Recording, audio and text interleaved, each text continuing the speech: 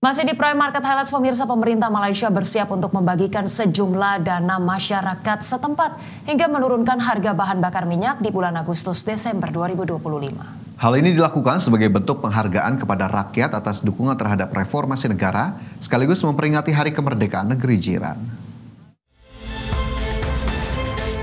Kabar menyenangkan bagi masyarakat negeri jiran, di mana pemerintah Malaysia berencana akan membagikan uang untuk rakyat hingga menurunkan harga bahan bakar minyak pada bulan Agustus sampai dengan Desember 2025. Langkah ini diambil sebagai bentuk penghargaan kepada rakyat atas dukungan terhadap reformasi negara.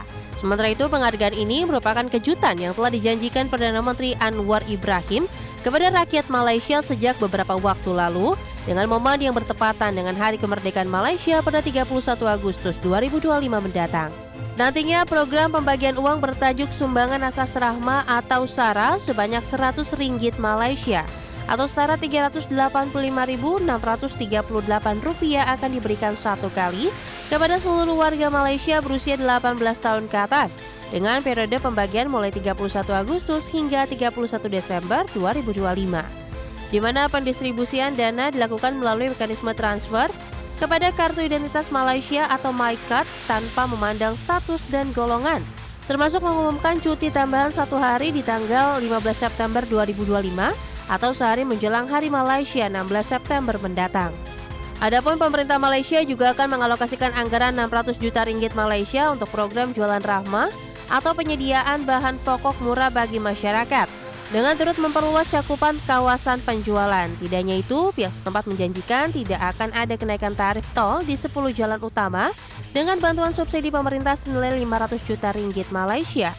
Kemudian menurunkan harga petrol RON 95 menjadi Rp1,99 Malaysia per liter, serta menurunkan tagihan listrik mencapai 14% demi masyarakat negeri jiran.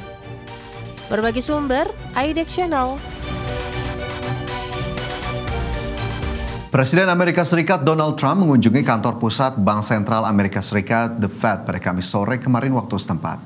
Dalam kunjungan tersebut, selain mengkritisi renovasi kantor The Fed, Trump juga mengingatkan akan pentingnya pemangkasan suku bunga The Fed. Usai mendampingi Chairman The Fed Jerome Powell meninjau renovasi kantor The Fed, Trump menyebut Amerika Serikat semestinya memberlakukan suku bunga yang rendah di antara negara-negara di dunia. Trump menyebut suku bunga rendah akan menumbuhkan sektor properti dengan mendorong kepemilikan rumah khususnya bagi kalangan muda. Meski mengkritisi rencana renovasi kantor The Fed dan meminta The Fed untuk memangkas suku bunga, Trump menyatakan tidak ada dasar yang kuat bagi Jerome Powell untuk mundur dari jabatannya. Menurut Trump, pemangkasan suku bunga lebih penting untuk dilakukan karena akan mendorong pertumbuhan ekonomi di Amerika Serikat.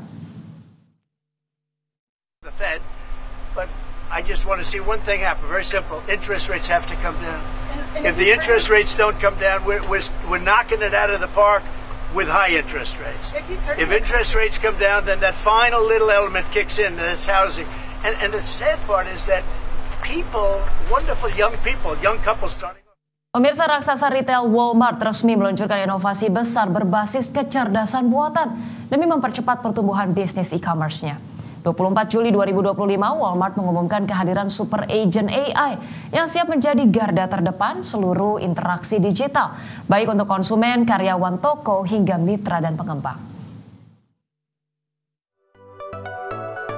Walmart resmi meluncurkan inovasi besar berbasis kecerdasan buatan demi mempercepat pertumbuhan bisnis e-commerce-nya.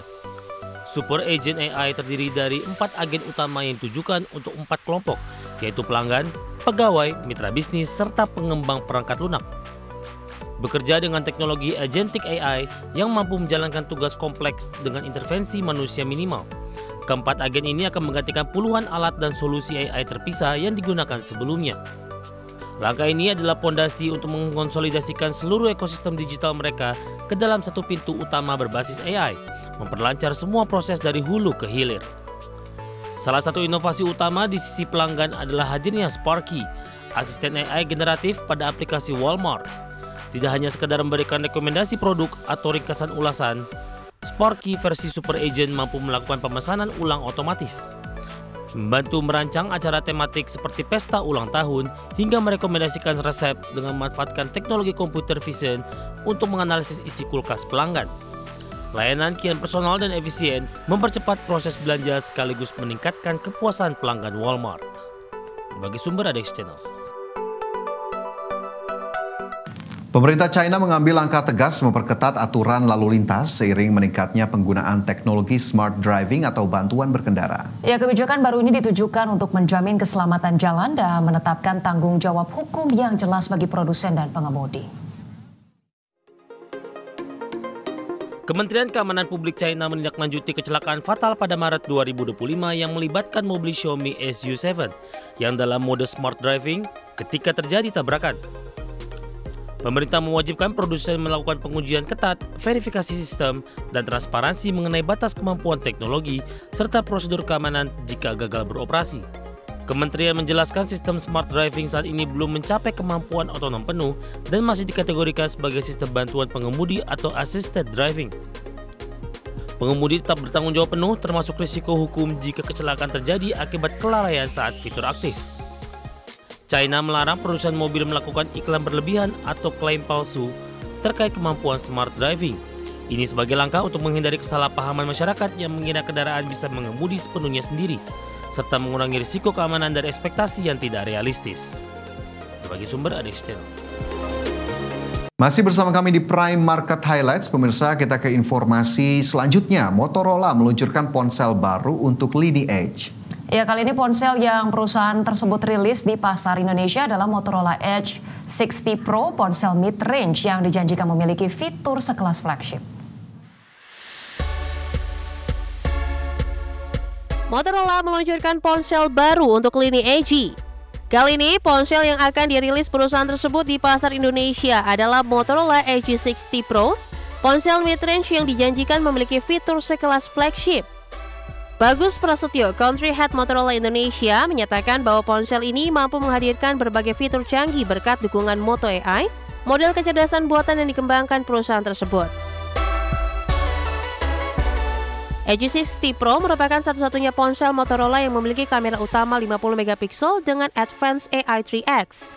Perangkat ini juga menawarkan kamera ultra wide dan kamera selfie dengan kemampuan super zoom berbasis AI. Untuk mendukung klaim ponsel terbaik, Edge 60 Pro menggunakan layar quad curve 1,5K True Color paling imersif. Selain itu, perangkat ini juga dilengkapi dengan baterai 6000 mAh dan pengisian daya turbo power 90 watt serta pengisi daya nirkabel 15 watt. Ponsel ini juga menawarkan fitur-fitur yang dapat menyederhanakan pekerjaan penggunanya. Rangkaian fitur AI yang ditawarkan mencakup Next Move, Image Studio, Smart Connect, AI Image Studio, AI Powerful, Pay Attention, Signature Style, Action Shot.